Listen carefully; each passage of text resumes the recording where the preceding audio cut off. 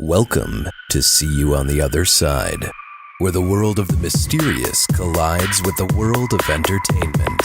A discussion of art, music, movies, spirituality, the weird, and self-discovery. And now, your hosts, musicians and entertainers who have their own weakness for the weird, Mike and Wendy from the band Sunspot. Hey, Wendy, we have a special treat this week. Ooh, a special treat. I Yes. love treats. I know. This special treat is going back in time. What? You finally got that time machine I've always wanted? Aw, thanks, Mike. Finally got the time machine. It's not even my birthday. No, I know. But the special treat this week is that we're going back in time, back to 2012. Whoa. Yep. And my sister, Allison from Milwaukee Ghosts, who you know and many of their podcast listeners Yes. might know because she's guested on many of the podcasts, we worked on a video about the Myrtles Plantation in Louisiana in Okay. 2012. And this is pretty much the definitive word on the Myrtles Plantation, I think. Wow. It's supposed to be one of the most haunted places in America, and it's been investigated by, the ghost hunters and ghost adventures, and almost every ghost TV show has been there. Okay. And in 2000, Allison and I actually spent the night there. Whoa. Scary. You guys are brave. I was scared the whole time. She was like, "Oh, I hope we see a ghost." And I'm like, "I just hope I don't wet the bed." Oh, gosh. Because they leave you completely alone when you're there. That's amazing. There's like somebody maybe like a half a mile away staying, but otherwise it's just several groups of people staying in the various bedrooms on the site. Do you think they have cameras? I don't know, because I snuck in the doors. There was one door that wasn't locked, so then I just went throughout the whole thing with a video camera and stuff like that. And nobody said "Hey, you were going where you weren't supposed to last night." Okay, this is what would make me nervous. You got all these bunches of different people. Mm-hmm. Don't you sneak into each other and freak each other out? Well, nobody else was sneaking around that night, but Okay. we did hang out with some Cajuns. Oh, that's fine. And that was pretty fun because they were real deal Cajuns with the, I guarantee accent and everything. And we really enjoyed, we hung out with them all night long until it was bedtime. Cool. And they were a lot of fun. But I think I was the only person sneaking around the premises in the middle of the night. So you were on a family vacation or? Yes. Okay. And the thing is, the rest of our family stayed in New Orleans, which is an hour and a half away. And it's less scary. Well, it's probably as haunted though, at least. As oh haunted. yeah, there's plenty of ghost stories and stuff like that. But where we went, it's this St. Francisville, Louisiana. Okay. And so we went up to the town and we stayed on the plantation in the middle of nowhere in Louisiana. And our parents and Allison's husband drove back to New Orleans to stay, where we rented a little house in the Garden District for the week. It was very quaint. And you couldn't leave No, we weren't. because your mode of transportation was gone. Right. There was absolutely no escape, which made it much more terrifying. And we talk about that a little in this thing we made a couple years ago. We were working on something called Paranormal Wisconsin, and we were working with the people at the Brumder Mansion, which is a thing in Milwaukee, Right. a haunted location in Milwaukee. And they wanted to start putting videos together and stuff. And we started working on it. We spent 3 days there doing interviews with various people about the Myrtles Plantation, talking to the people that owned it, people that worked there, people that had done research. And really, you're going to find stuff in here that you're not going to get in any TV show or even on the internet or anything like that, because we kind of bring it all together into one. It's this is the last word on the Myrtles Plantation. Conclusive word. I believe it Awesome. is. Well, I'm very excited to hear this, and I'm going to definitely listen to it with the lights on. Right. Yeah. Well, now the thing is that, so we had gone there, so we had a special interest, and Allison really did a ton of research and found the conflicting stories about it. And that's kind of what we get into when we interview the different people. And it was meant to be a whole video and stuff, and I edited it all together and everything, but then that particular project didn't go anywhere. I see. Okay. So I'm excited that, 4 years later we can use it. People can enjoy it. And the information is still good in there. And if you're thinking about going to the Myrtles Plantation for an overnight stay at the haunted premises, then you'll want to listen to this beforehand. Spanish moss hanging from towering live oaks, garden statues resembling a woman and children turned to stone. and a grand antebellum home filled with curious antiques. This place sure looks haunted. But is it? We'll examine the claims and present the evidence. I'm Allison Jornlin, founder of MilwaukeeGhost.com, and this is my brother Mike from ParanormalWisconsin.com. My sister and I organize ghost tours throughout our home state of Wisconsin. We're here today in Milwaukee's haunted Brumder Mansion, live from the George Suite. We've been interested in investigating the paranormal ever since we were kids. We love folklore and history, and this is a video primer aimed at helping you separate fact from fiction. The most powerful tool an investigator has is knowledge. Before you visit the Myrtles, we'll make sure you get up to speed. Consider this your Myrtles Plantation dossier. We'll talk to the experts and present historical documentation to give you an in-depth look at this storied location. The Myrtles Plantation is located in Louisiana's West Feliciana Parish in the town of St. Francisville. Now that's about 100 miles northwest of New Orleans and 30 miles north of Louisiana's capital, Baton Rouge. Built circa 1796 by General David Bradford, the Myrtles Plantation has been called the most haunted house in America. Now, many vacationers, including Hollywood luminaries like Dan Aykroyd, Nicolas Cage, and Hilary Swank, have all spent the night there. There's been numerous reports of paranormal activity over the decades, and according to paranormal experts, this is one haunt that really does deserve its reputation. But, is there any truth to these claims, or have we been misinformed? Although some skeptics have asserted that ghost stories hadn't been attributed to the Myrtles before the 1950s, that is incorrect. The first reports of paranormal activity at the Myrtles Plantation likely originated with the families of the former owners, and that was first documented in the 1900s. Some of the Myrtles ghost stories were documented in 1941 during the Federal Writers Project. And then in 1948 in the photo log, Ghost Along the Mississippi by Clarence Laughlin. However, the ghosts mentioned in these sources barely resemble the claims that we've heard in recent years. Let's start with some modern tales told by Frances Kermeen, former owner of the Myrtles Plantation. So we're here talking with Frances Kermeen, and she literally wrote the book on the Myrtles Plantation. So what better expert to talk to today? Hey, Frances, how are you doing? Great, how are you? Thanks for hanging out with us today, Frances. Now, a quick question for you. When you owned the Myrtles Plantation, what was your first clue that the place might be haunted? The first time I ever set foot was as a prospective buyer. And every time the group of us would laugh, I would hear a room full of laughter, like a party was going on. And that would last for a few seconds after we stopped laughing. And then I had my name called. It was a woman's voice. And I asked the owner if there was something strange. And he said, absolutely not. And we learned later that he had told the staff not to let any prospective buyer know that the house was haunted.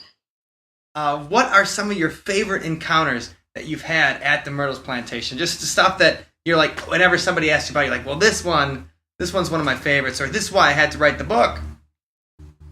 Well, probably the most frightening thing that happened to me was that my husband got possessed.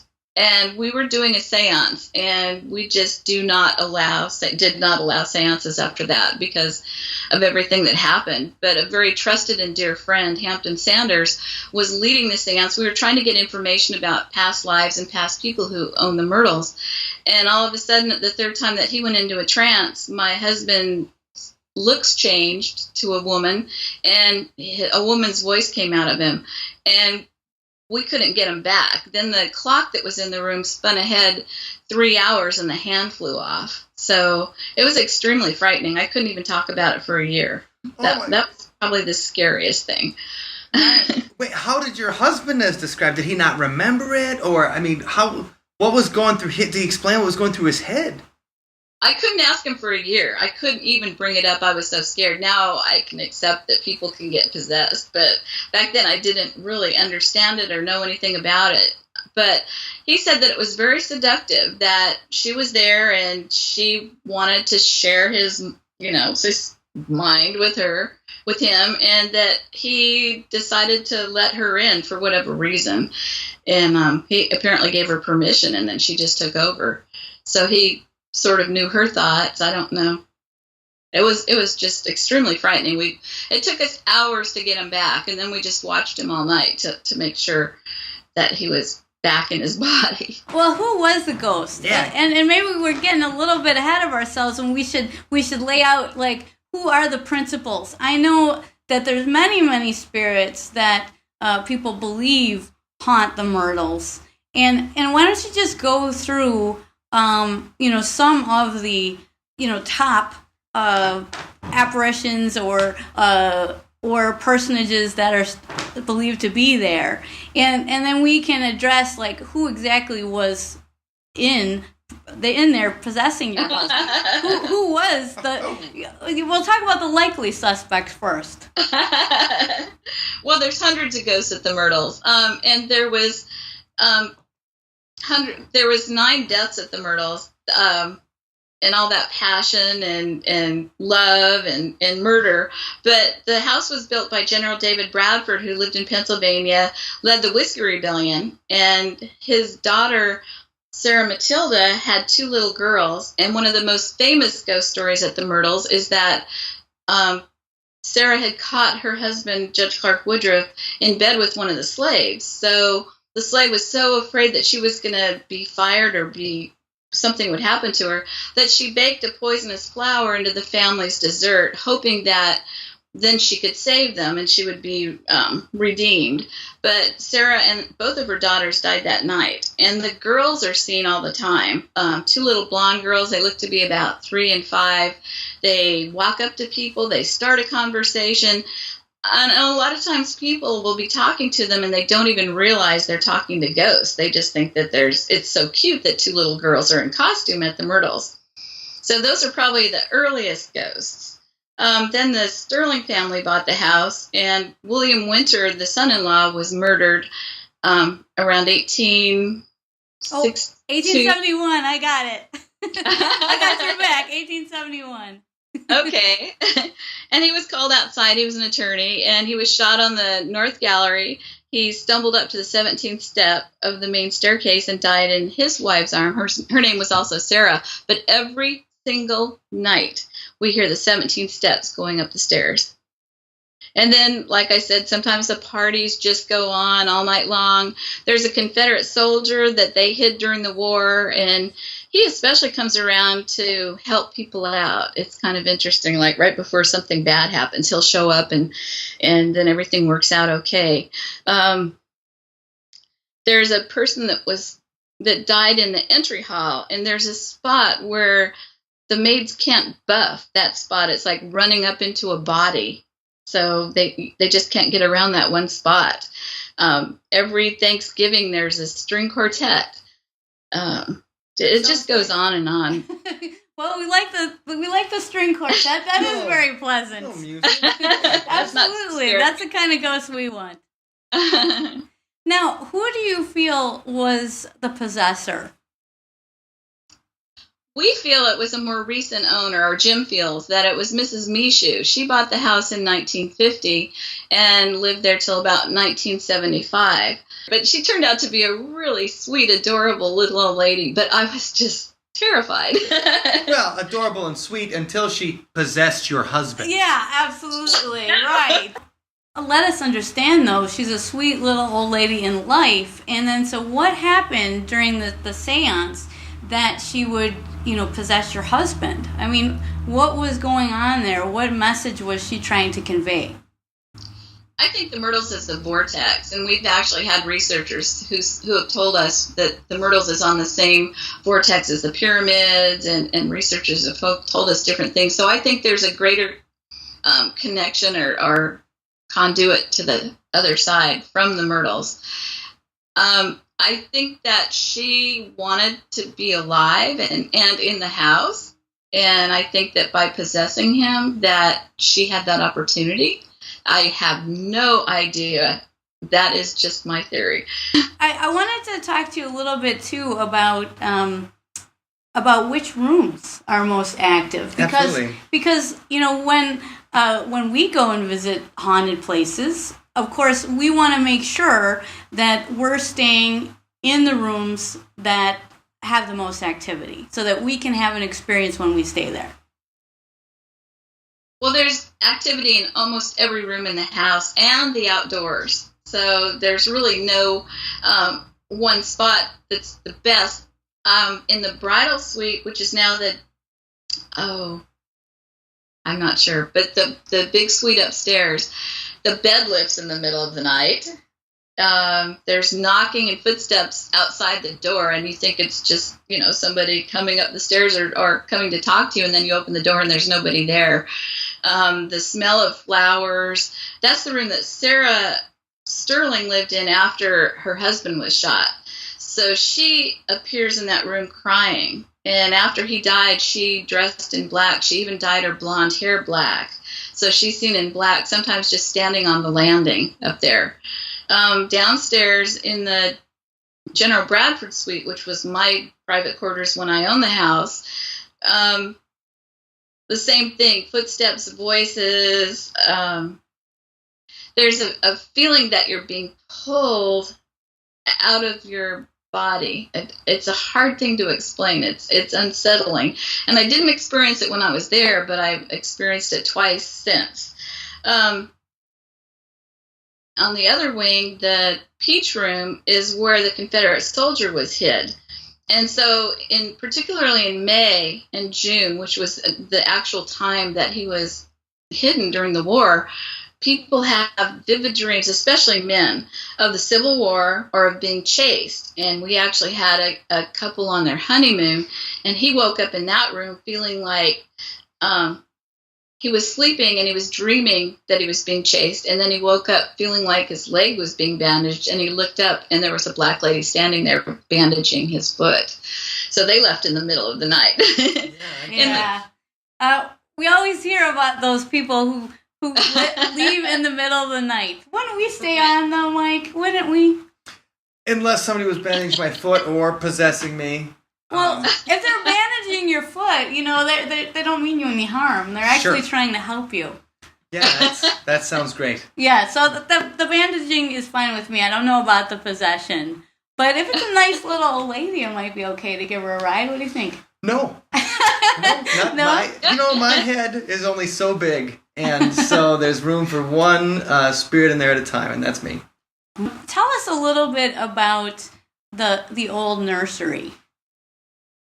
That's an interesting room because the judge, Judge Clark Woodruff, would take slaves there to rape them while the children were out playing. That was his spot. And that's where Sarah actually caught him one day. But single ladies who sleep in that room are often seduced.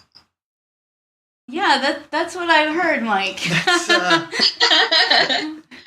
Every room sounds like something terrifying happens at the Myrtles. So, yeah. Okay. Well, it adds a little something to the term value added. Right. It's one of the amenities at the Myrtles. Now, Right. which You might get seduced.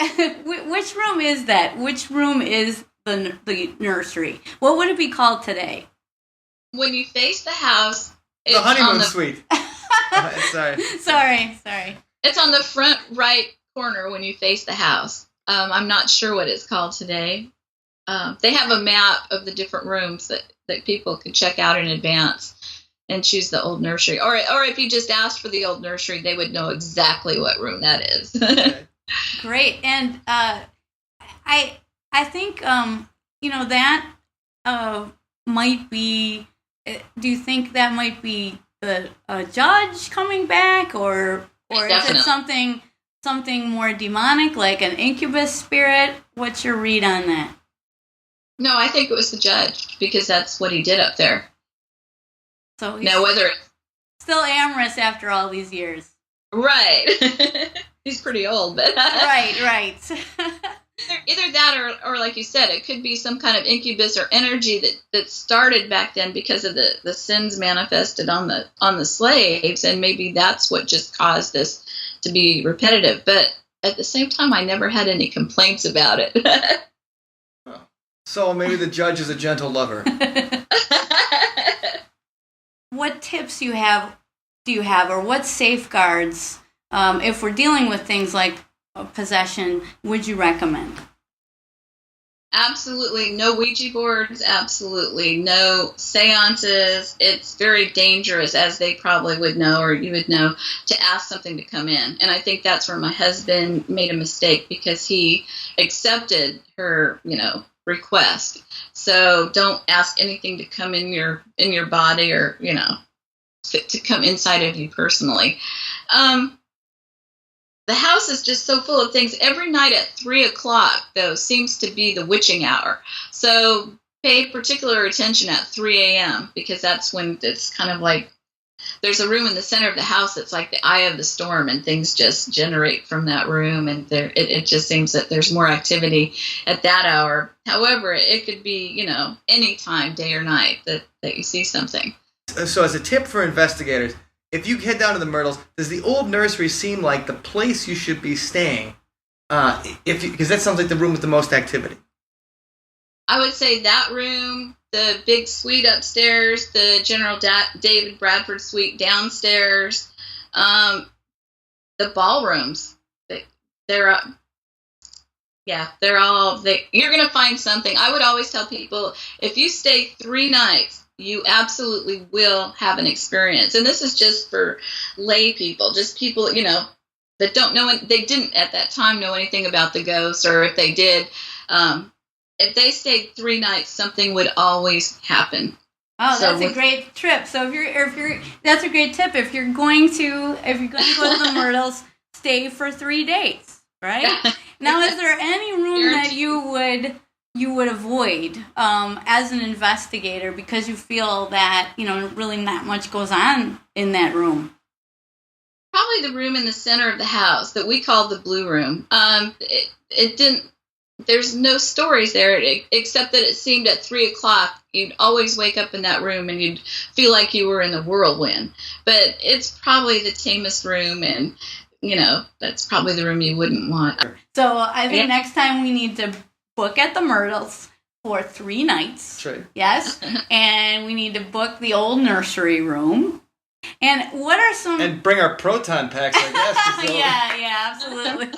But what about some other tips about places to visit? I know when we were there, we visited the spectacular Grace Church Cemetery. Oh, that's fabulous. Could you tell us a little bit more about that, and how many people associated with the Myrtles are buried there?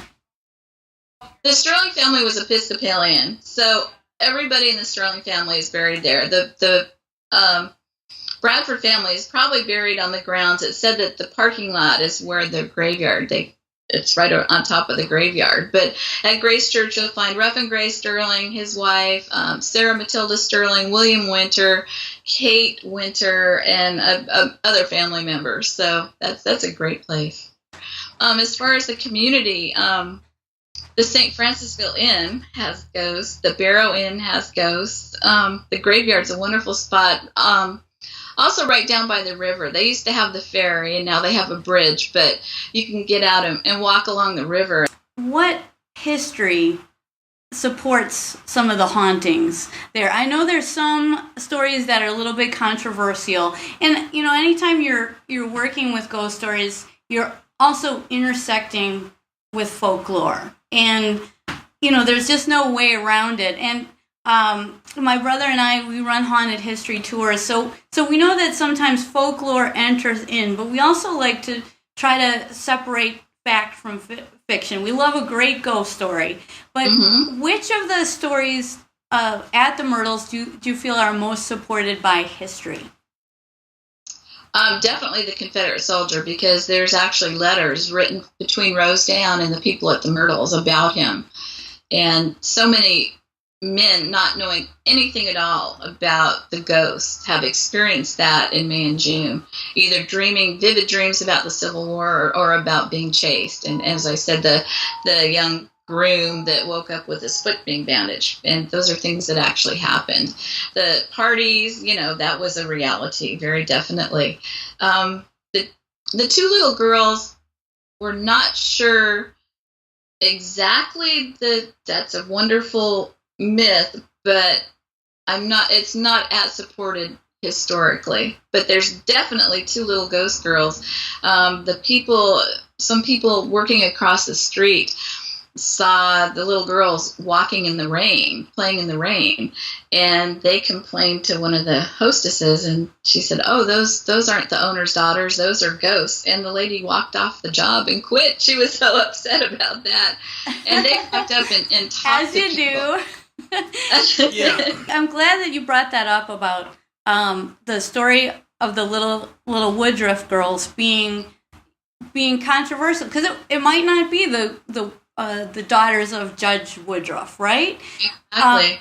Because what I know, some investigators have found researching the history is that there were daughters. He had two daughters. Judge Woodruff had two daughters and a son, and the daughter and the son died during different years of yellow fever. That's documented.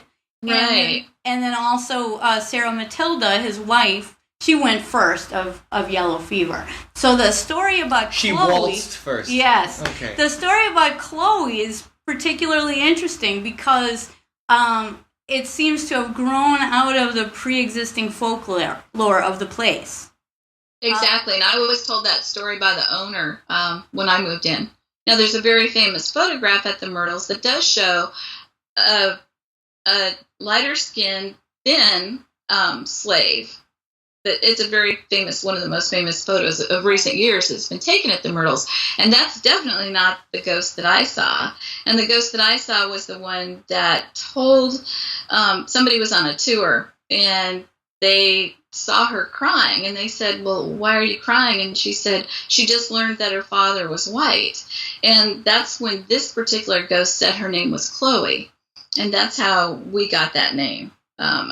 It's not really historically documented, and there would be no way to find out, but that's how we got the name Chloe. One of the other ghosts I wanted to touch on that did come through in some of those earlier accounts from the 40s was a baby who cries in the old nursery. And have you heard of that story before? Has that carried into the present? I would have people occasionally, I'd say, "How did you sleep?" Make conversation at breakfast, and they go, "Well, the baby in the next room cried all night long." And then we'd have to tell them, "There was nobody else upstairs. You were the only guest." And that must have happened 100 times while I owned the house. Or people would be working upstairs, and they would hear it, and then they'd leave the job, and I'd have to find somebody else. So I'm glad to hear you say that, because that's a story that seems to have been reported in the past, and it stayed consistent over the years. So it sounds like when you're booking your room at the Myrtles, you're going to want to look for the old nursery or the General Bradford suite if you're interested in paranormal action. Yeah, Frances said a lot of strange things happened to her in that suite. And our friend, paranormal investigator Joshua P. Warren, had some similar experiences, and he actually documented them on video. So we started with a former owner of the plantation from the 80s. Now let's get a little more current. And let's talk to the tour director of the Myrtles Plantation. You might remember she was on the Ghost Hunters not too long ago. Well, now she's with us. Let's talk to Hester Eby. All right, we're talking to Hester Eby from the Myrtles Plantation. Now, I understand, Hester, you've been there for quite a while at the Myrtles running tours. Is that correct? Yeah, I have been here for a while. Yeah, how long about? Well, a little over about 16 or so years. Wow, so you've really been there a long time. So you're the right person to talk to, an expert on the stories at the Myrtles.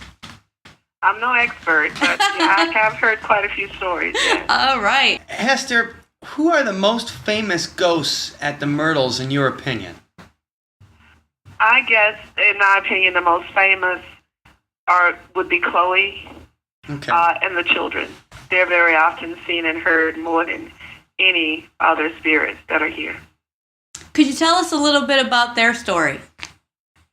Well, the story of Chloe and the children began with the second owner. Judge Clark Woodruff supposedly took Chloe on as a mistress. She was caught eavesdropping on some of the family's business. That was not allowed. It was kind of during the time that they believe whatever caused you to sin should be removed. So Judge Woodruff cut off her left ear and left her so upset that she baked the birthday cake for his oldest daughter and used the juices from the oleander leaf in that cake, killing the judge's wife, Sarah, and 2 of her children. And there are 3 of the ghosts, along with Chloe, that are still seen and heard here. And, of course, Chloe is the slave.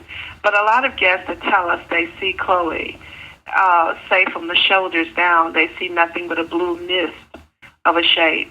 From the neck up, she's a black woman. She has a large earring on the right ear, the left ear missing. And, of course, she's wearing the turban. Those that see the children, it tends that bad weather draws them. We have guests, we're a bed and breakfast, that are upstairs, and they say it's storming. I feel like I've been here before.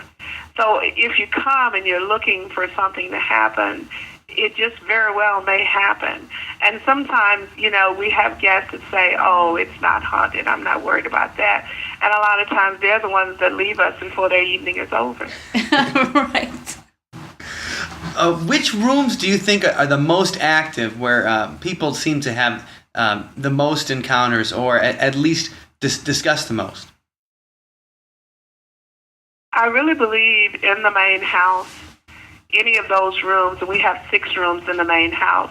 One of them in particular, I listen to the evening tour guides, the mystery tour guides a lot, and it seems that one room that we call the Fannie Williams room right now has a lot of activity going on.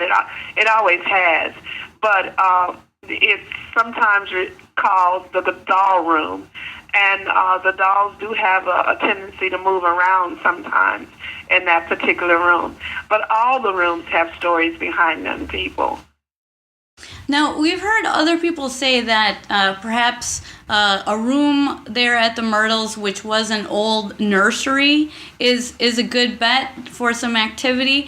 And actually in some documentation from the 1940s, an old nursery is mentioned. So could you tell us which room in the house was a former nursery? Okay. I didn't really get the first part of the question, but I think I got enough of the end of it. There's a room that we call the Rough and Sterling room that has been referred to earlier as the children's nursery. And, it's strange about that room is we have not, or I have not heard it lately, but a lot of guests have told us the last time I heard a story about that, and as far as children crying, or a child sounds like a baby crying, is we had a group of nurses here, and there are 4 rooms on that side, and Rough and Sterling is one of them. And they had booked all 4, but unfortunately one of the ladies could not come. And they said late night they heard a child crying, and being in their profession, of course they knocked to see if they could help. And they said a lady answered and just told them to go away. But they said the cry upset them so that they went and got management. But when they went in, of course, no one was there. But the children's nursery has always had stories behind it. They like to play in makeup in that room. So we've had a lot of ladies had their makeup kind of disturbed. They, for some reason, must think that the tubes of lipstick may be some type candy, because they often, they'll either bite into or break tubes of lipstick. And when our guests look for them, I can tell them chances are it's under the bed.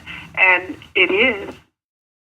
Wow, I have never heard that before. That's a good one. Yeah, that's a great one. That if you stay in that room, put out some makeup, specifically lipstick. The little fingerprints. Or, if it's powdered makeup, it's in the mirror. I think they're just fascinated with things.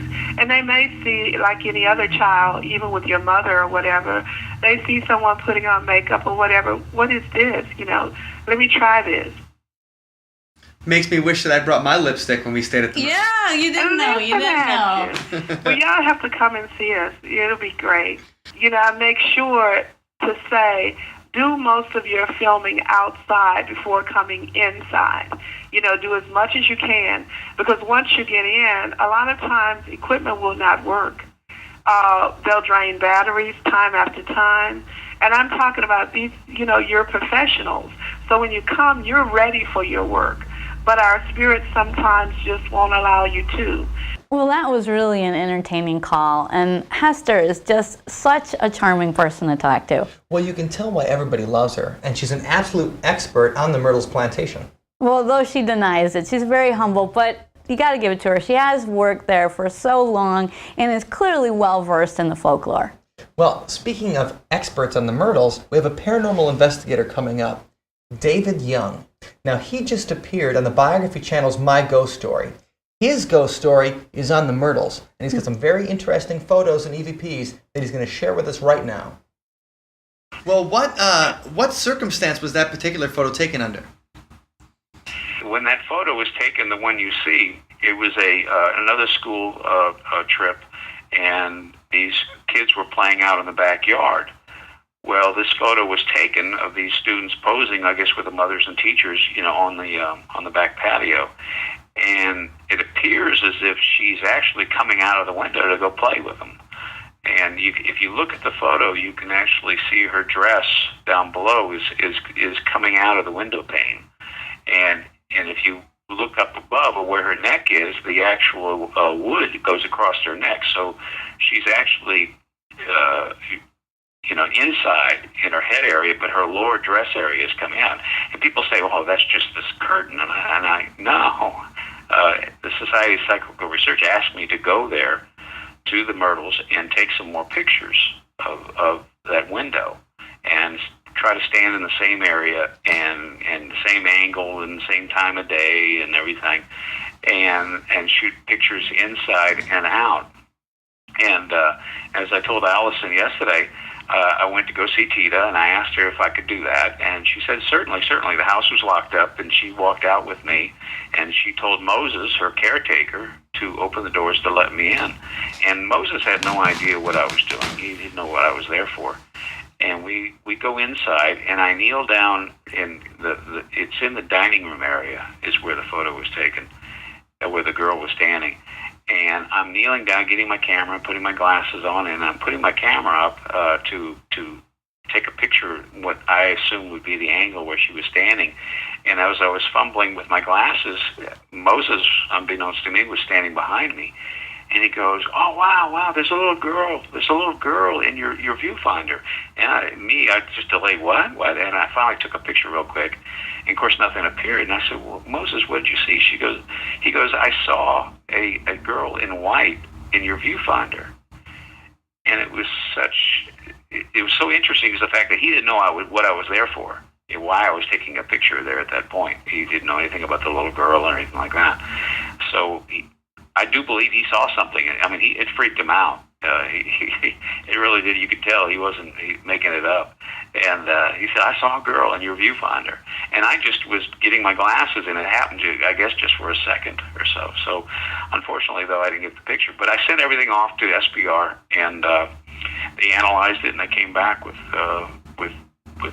just an email letting us know. He says, "We can't find any discrepancies in your story," and so it's the real thing. And then they described how they checked the pixels around the edge of the photo. They realized it's not, it hasn't been superimposed on that window. And then they described it would be very difficult because how they say the wood frame of the window is at her neck, and it cuts across her neck, but her lower part of her body is coming out of the glass, and that would be very difficult to do, even for a very good photographic expert, Well, then one of the other photos you provided was a little girl, and she seems to be in the upper window. And now that's a photo you took, right? That's the photo I took. I shot that using color infrared. And that was actually the same weekend that first weekend we were there. I have the original slide, and what's interesting about that, if you look at the other photos that Tita talks about, the Chloe photo, have you seen that one where she's sort of standing off in between the two buildings? Right. And in the description, she says that you can see two children sitting up on the roof of the house. And I think Tita was telling me that is the window they used to climb out of, the one I took the picture of.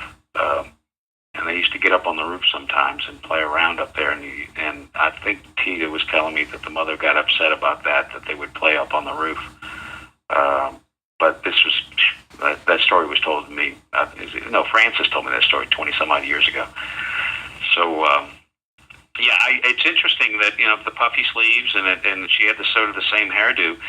Well, I'm interested in who was playing inside the gazebo. I think those are my favorite photos because number one, there's more than one of them. So there's a couple, and number two, there's clearly something inside the gazebo. It's nighttime, and there's something inside the gazebo, and it just seems like that's a hard one to say as a trick of the light. And what were the circumstances that you took those pictures, David? That's an interesting tale. We got a call from Frances, and she said, "Dave, we're having a barbecue. Why don't you and Karen come up? I don't have any guests this weekend. I mean, no paying guests." And we got up there, and Frances, she has such a variety and eclectic group of friends. You never know who you're going to meet up with. She was dating a chef at the time, and the chef had friends, and there was a couple of ghost hunters there. They had a gentleman who told me that and I said, "Well, what got you into this?" He goes, "I can't sleep. I don't have a sleep mechanism." So I've never heard of that before. I've heard of narcolepsy, but I've never heard of anybody not being able to sleep. He has to meditate. But he was so. We would all hear these tales and stuff of all these ghost stories, and everybody was sharing ghost stories at the time. And then all of a sudden, this was like a 4th of July weekend, it just poured down rain. I mean, it really came down hard. And it finally just kind of settled down, and it was just a typical humid night. And we looked out, and everybody said, "Oh, look how beautiful the gazebo looks." I mean, it had a mist on the ground, and at the time they had a weeping willow tree, and the weeping willow was flowing into the water, and I said, "Oh, I got to get a shot of this." So I brought my camera out. It's an old Nikon, and I had 1600 speed film in there, and I put it on a tripod, and it's one of these things where you can't touch the camera. You got to hit the button remotely. And it's just old technology, and it just I would take a picture, boom, and then take another picture. And my wife, she comes out, unbeknownst to me, she comes up behind me and taps me on the shoulder, and she's dressed in an antique white dress. Needless to say, I jumped a foot, and I don't do that. And she goes, "Well, come on in. We want to play a card game inside the dining room." And I said, "Okay, I'm finishing up." So I wasn't able to take a third photo, and I wish I would have, because it seems like something was trying to appear even more. And if I took a series, if I had a digital camera at the time, just going, I bet I would have seen something taking shape. I mean, the next thing we should cover are the EVPs that you see, and these EVPs are pretty remarkable. Absolutely. Well, let's take a listen. Put down the bed.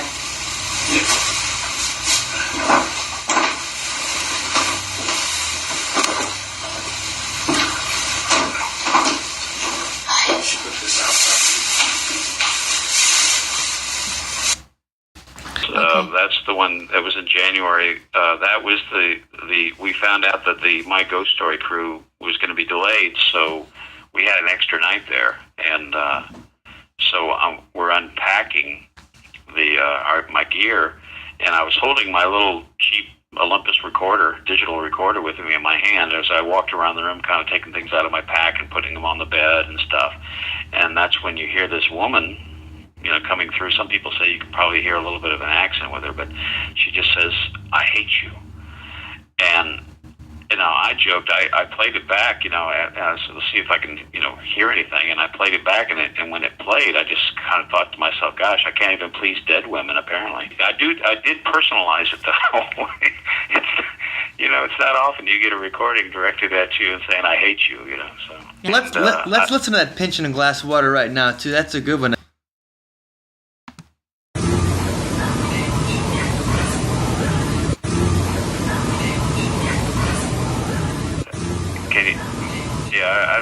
I probably edited it out. I was just listening on the. So the recording we just listened to has a few loops in it, so you hear it like 4 times as we just played it. But it was only recorded once, correct? Right, correct. Yeah, it was. There was a conversation going on between my wife and her artist friend Kim, and they were sitting in the. We rented the Bradford Suite, and which is the downstairs suite where Frances used to live, and it was the original plantation office. And it's a nifty little room. You know, you have access to the veranda and the back porch, and in between the conversation between Karen and Kim, pops up this. A pinch and a glass of water, and I don't know if she's requesting it. And we don't. Is like a pinch of snuff, or is a pinch of whiskey? Pinch whiskey at the time was still available, but we think maybe a pinch of snuff or something. But a glass of water. It's like that Louisiana accent, that water. And it was quite an interesting thing. And when I played it back for my wife and Kim, it was like, "You mean she was in this room when we were talking?" I said, "More than likely." Well, I like the phrasing on that, because it seems to me somehow possibly historically authentic. Like you said, there's a certain accent. There's something that's being referred to there that seems very specific. I mean, it's very low, but you can certainly hear that, a pinch and a glass of water. And it's like a recording out of time. Like it's like you're picking up a groove in the wall or something like that. Recorded that, exactly. And so it's not a message to anybody as much as it is like a residual haunting, like a woman talking. Yeah. Right. And let's listen to this one last EVP, real quick.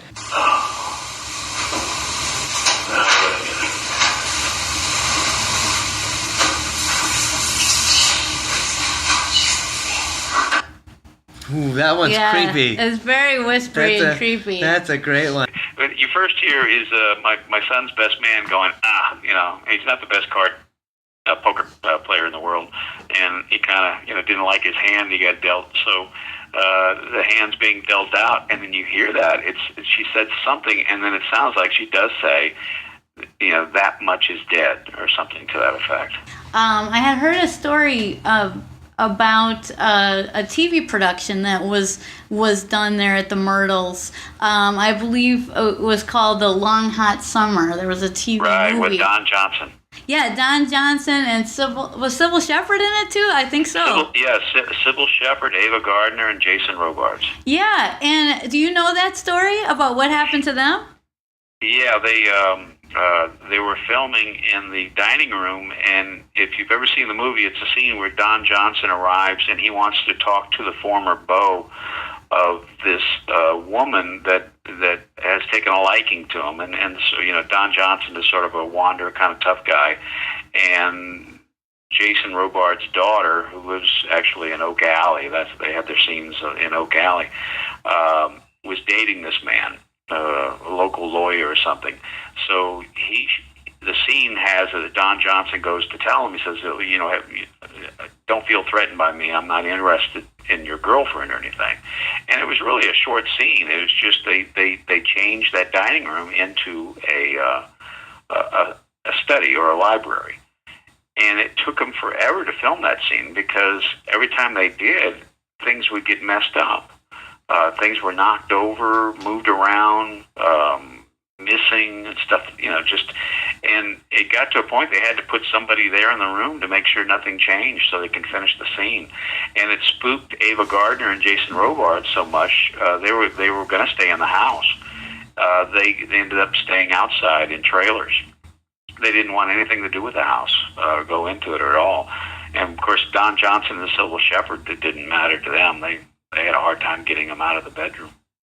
Well, there is the photo I did send you that I said belongs to my son, and it's the one that I used on my ghost story, which actually we kind of figured out how William Winter was murdered by the Ku Klux Klan, and by looking through the historical documents, and the main suspect was a member of the Ku Klux Klan, but he was never charged in the case. And it was at the time of the rising of the Ku Klux Klan in 1871.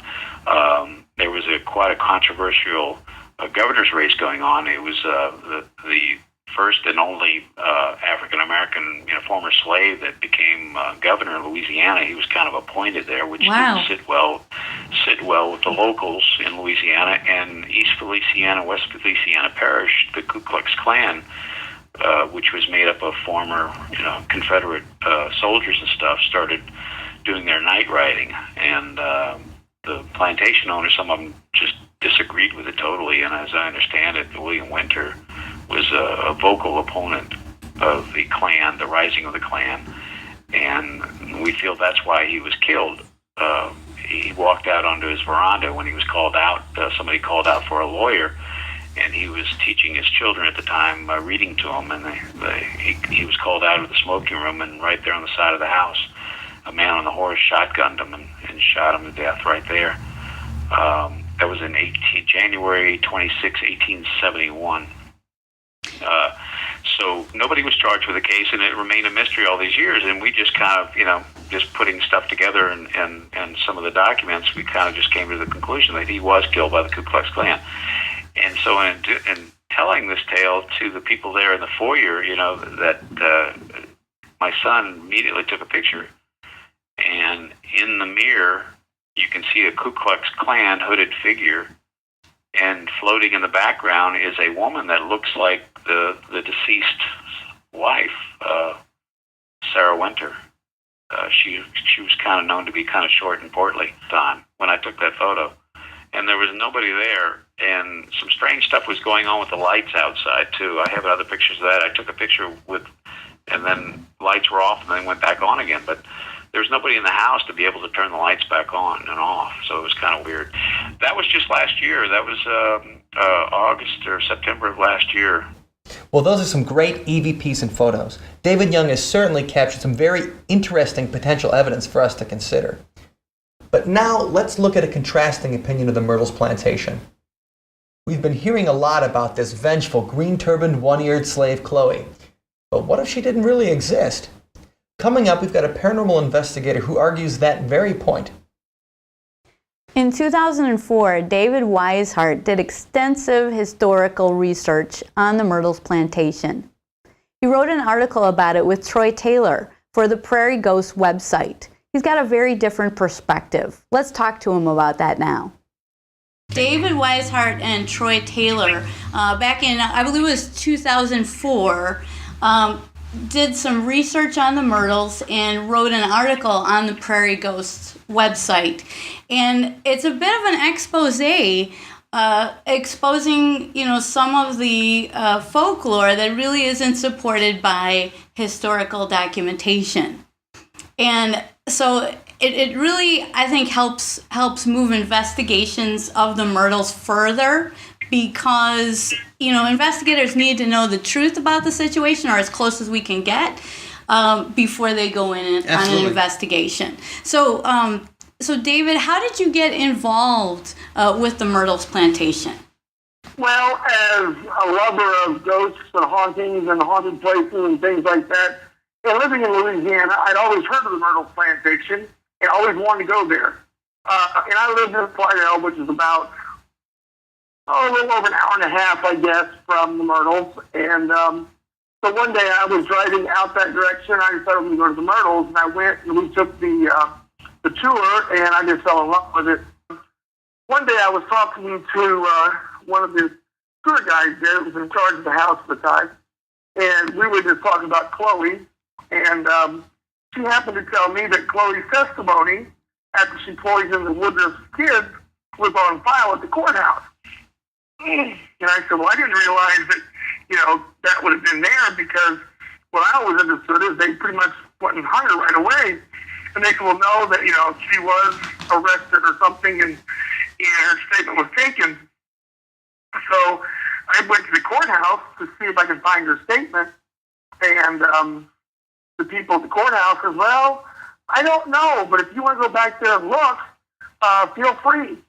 So me and my friend Donna went back in the record room and just spent several hours going through the records and started finding all kinds of little things that just didn't quite jive with the stories that I've been hearing, and I was telling people myself about the ghosts and the history of Myrtles Plantation. So on many different occasions then, when I had time, Donna and I would go up there and we'd just sort through record books and all kinds of anything we could find in different angles, trying to locate as much information as we could about the people that actually lived in that house and what actually happened, and try to separate fact from fiction.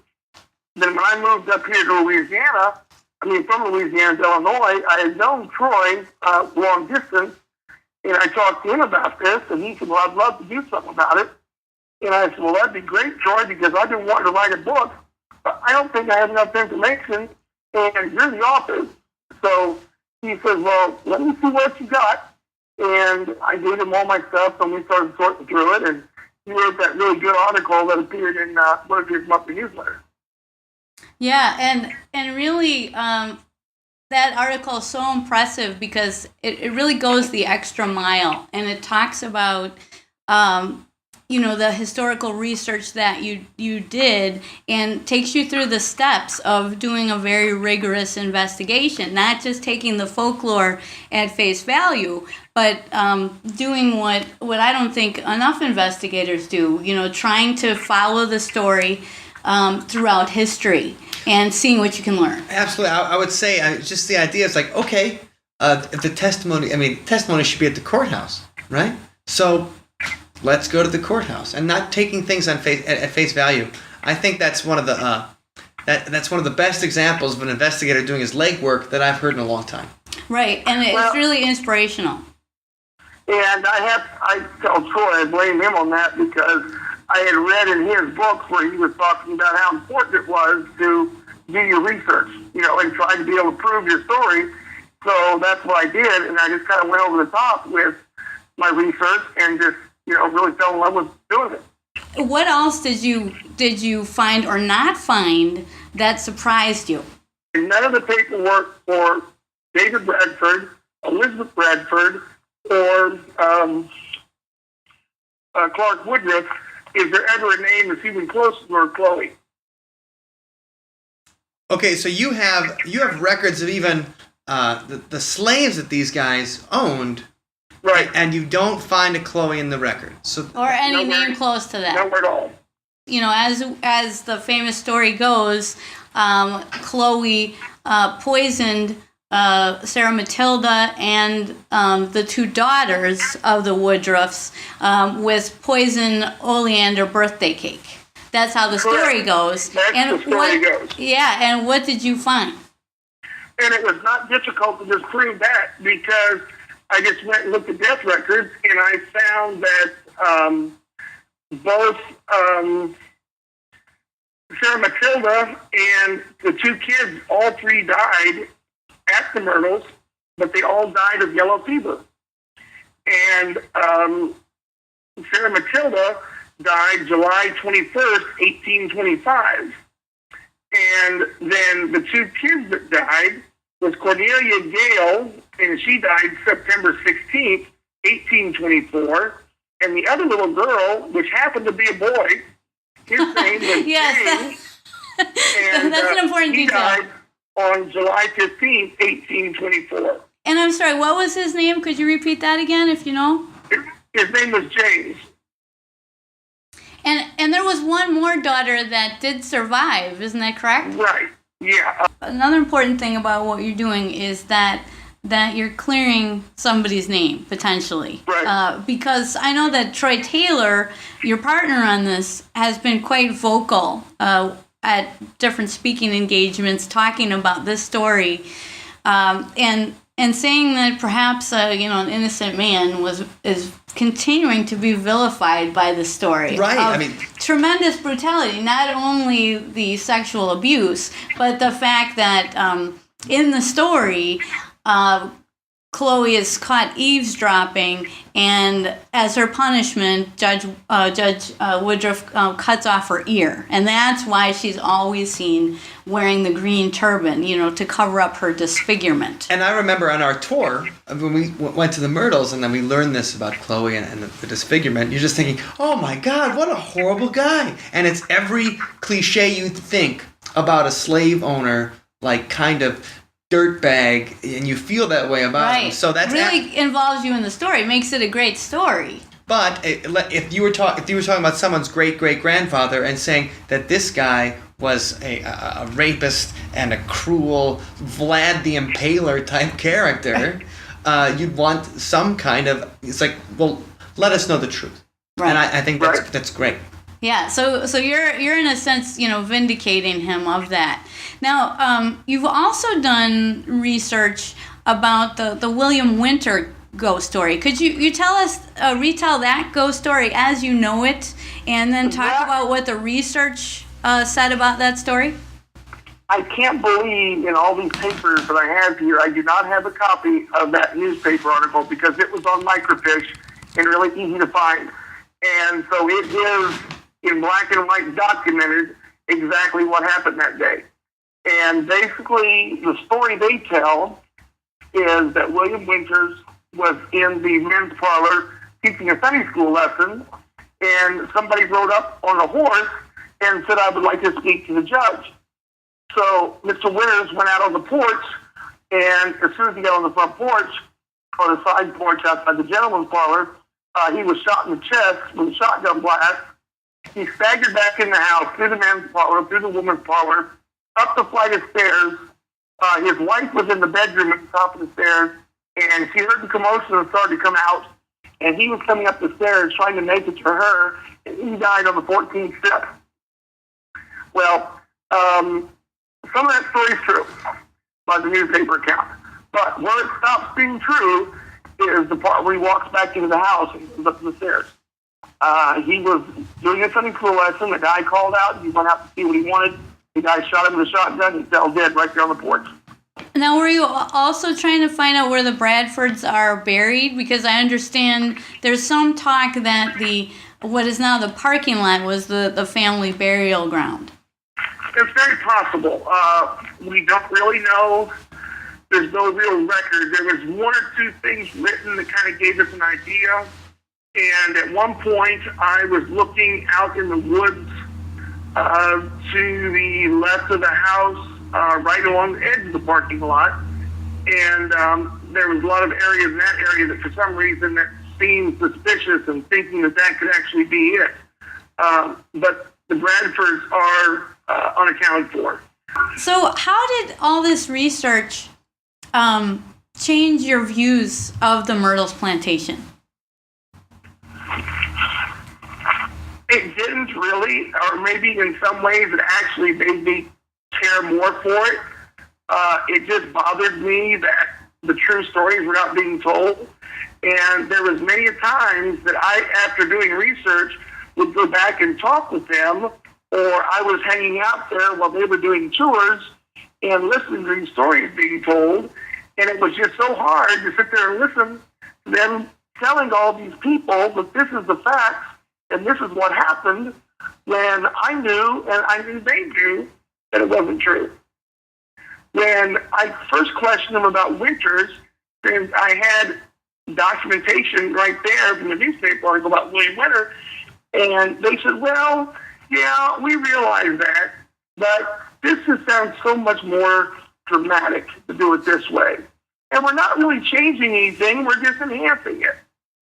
And then when I questioned the situation about the birthday cake and the whole Chloe thing, says, well, that's kind of up in the air. There's some people believe this and some people believe that. And so we just decided to choose this one because it was the one that most people believed. But to me, I don't care what you believe. If you look at the records and the records show you the truth, that's what's the truth. It's not what you believe or not, Right. Now, my brother Mike and I, we run haunted history tours throughout the state of Wisconsin, and we love folklore, but we're also investigators. So, it's not that we will never tell a folkloric story. You can still tell a story if this is a story that's been told again and again. You're just reporting to people, well, here's what the folklore is. But then you can also as we do, after you're done telling the folklore, say, well, and here are the facts. And, talk about the discrepancies or talk about what matches. And, I think you can still have the excitement of a great story with a little bit of historical backing thrown in. Well, it's always more fun when you have the facts behind it. It's always more fun when you can point to a newspaper article or you can point to a picture as compared to saying, well, we just don't know, right? Because, then it can be anything. So that's the kind of, having fact behind it really is what makes the haunting aspects of it the most fun, I think. Yeah, I agree. And if you're able to, follow a story throughout history, you're able to, learn some facts that corroborate, experiences people have been having unbeknownst to them, that strengthens your case. Absolutely. So, I think you gotta do, I would encourage all investigators to do what David has done and, carry things further, go to the libraries, go to the historical societies and, see what the facts are. Because folklore is great, but it's not part of a credible investigation. Here's the big question for you. Do you still believe that the Myrtles might be haunted? Well, look, I have never experienced anything there personally. I spent the night there once, but I've also spent lots of time there, lots of time on my own, wandering the house between tours or when it was on an afternoon when there was really nobody around and, I was looking or whatever.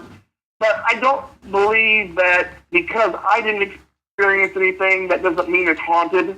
If you look at the fact that there was an awful lot of emotion, there was death due to yellow fever of children and adults. There was, several families touched by yellow fever. There was people that, were shot in the case of Winter. You have a wife that was grieving and went into a state of depression.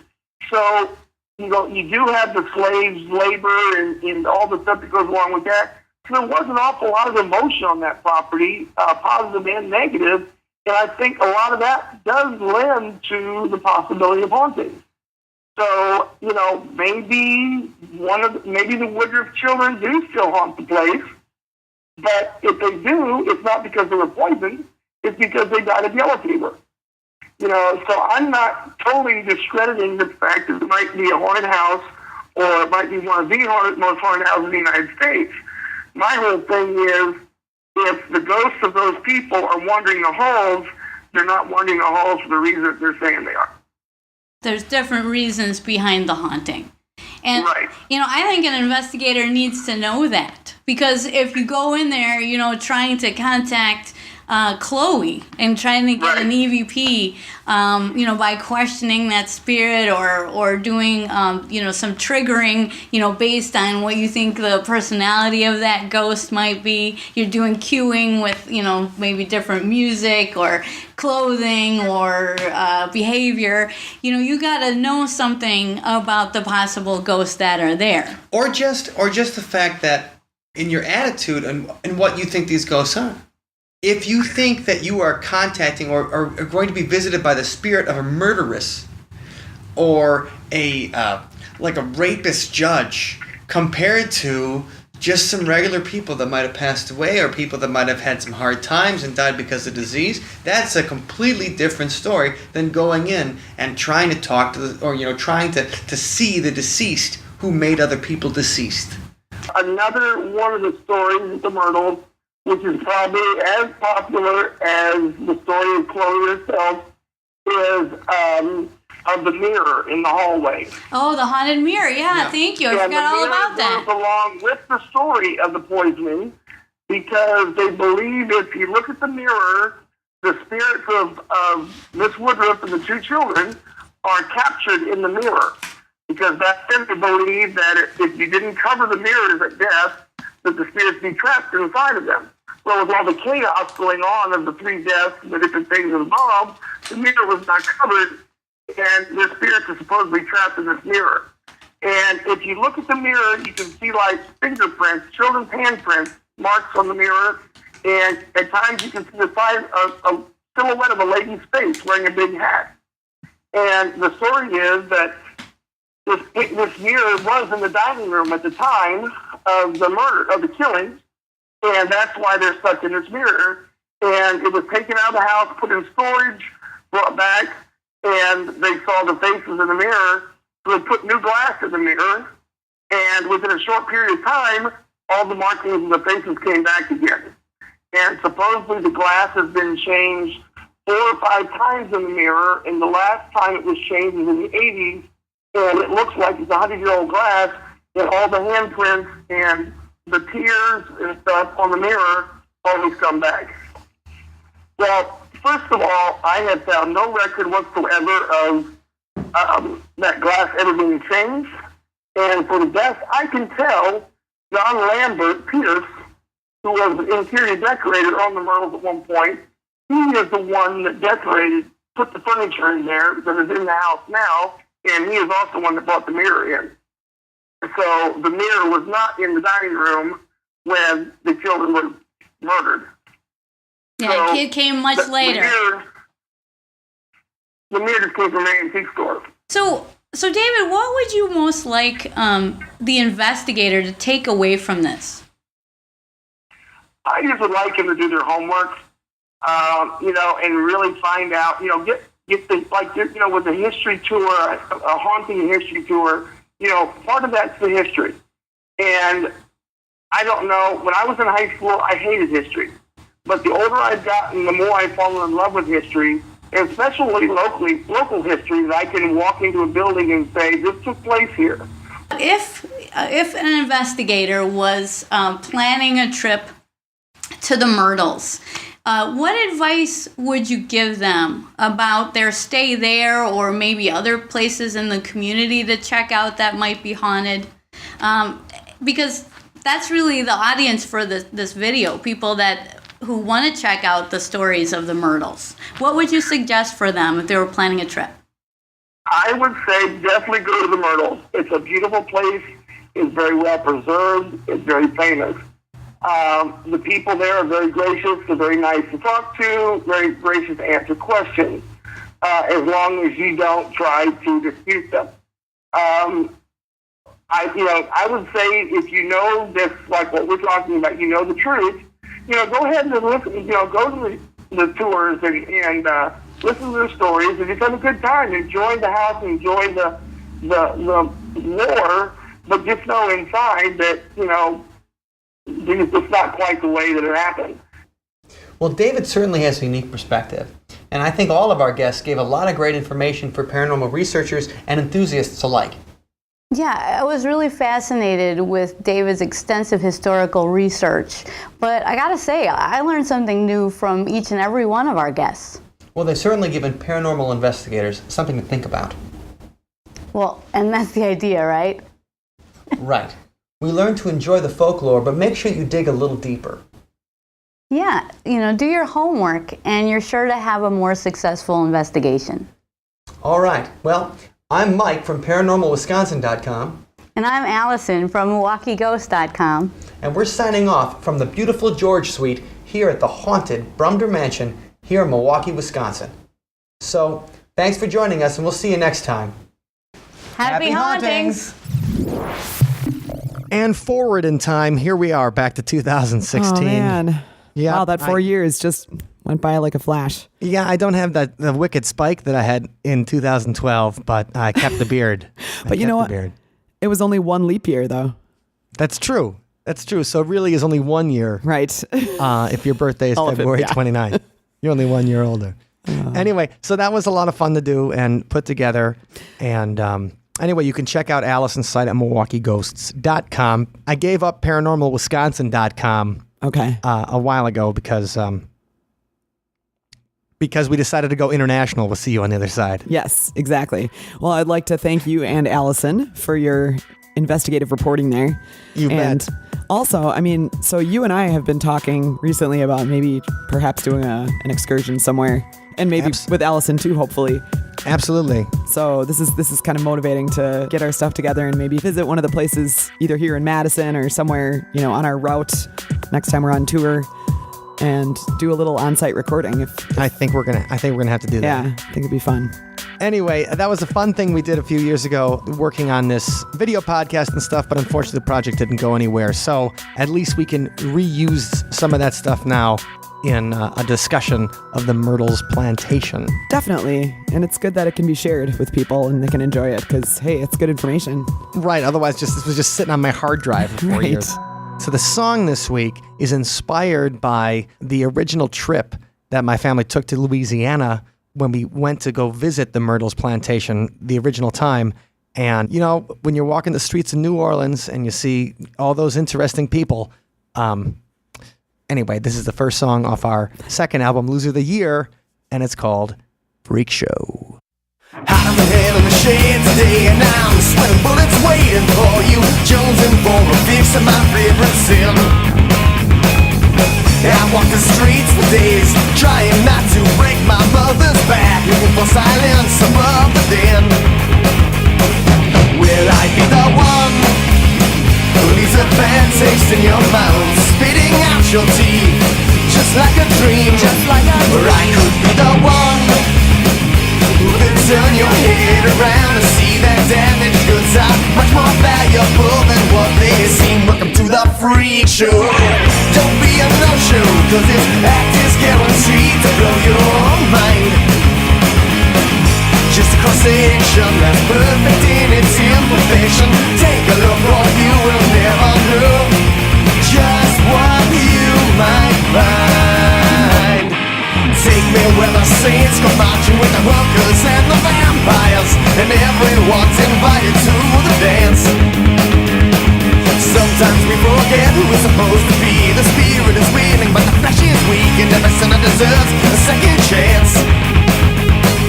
Will I be the one who leaves a bad taste in your mouth, spitting out your teeth, just like a dream, or I could be the one who could turn your head around to see that damaged goods are much more valuable than what they seem. Welcome to the freak show. Don't be a no-show, cause this act is guaranteed to blow your mind. Just a cross-section that's perfect in its imperfection. Take a look or you will never know just what you might find.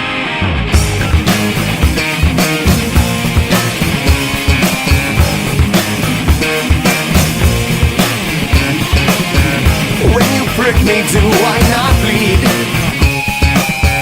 I know I'm in no shape to judge. Did you leave a second chance that found me? Or was that bad taste in your mouth too much? Draw blood.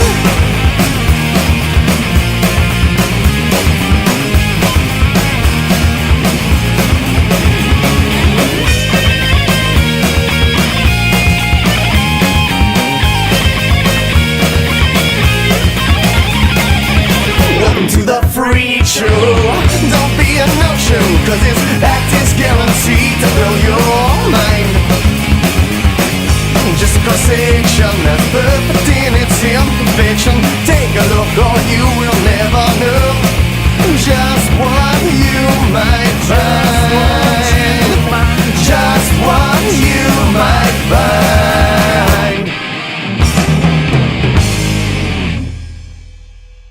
Thank you for listening to today's episode. You can find us online at OthersidePodcast.com. Until next time, see you on the other side.